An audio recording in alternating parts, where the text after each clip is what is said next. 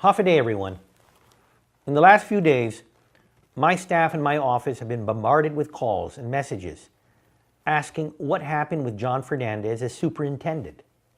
Now, just a few months ago, the Guam Education Board handed me his contract requesting that I sign it so that John could continue to lead Guam Department of Education until the year 2020.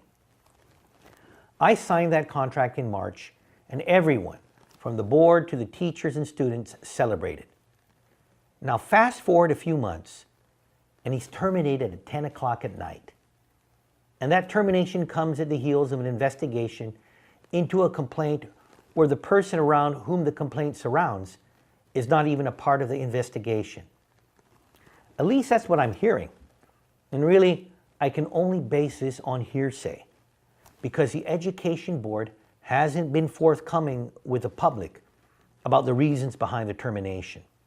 The report, which damned John, has been locked away, it seems.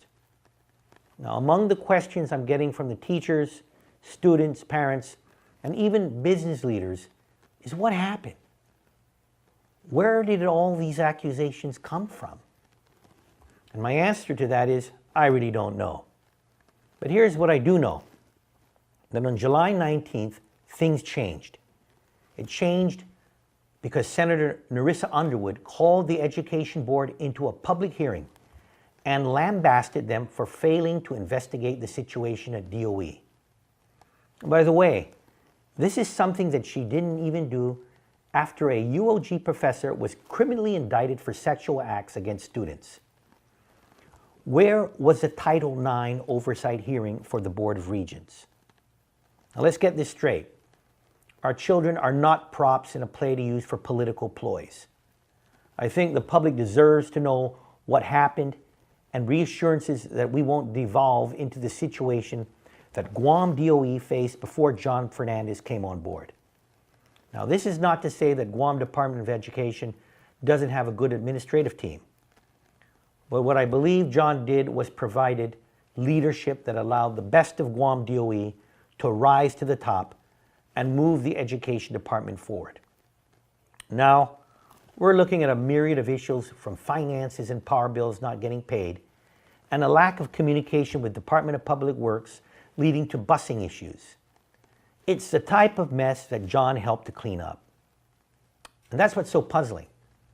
That's why I've supported calls by Senator Morrison and former Senator Chris Duenas calling on Senator Nerissa Underwood to allow a hearing that will promote transparency in this process. I think the public has a right to know what's going on with their education department.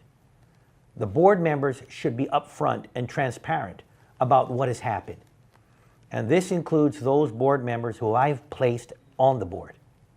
Now, I understand that many within different school communities are upset about the board's decision, and I am too.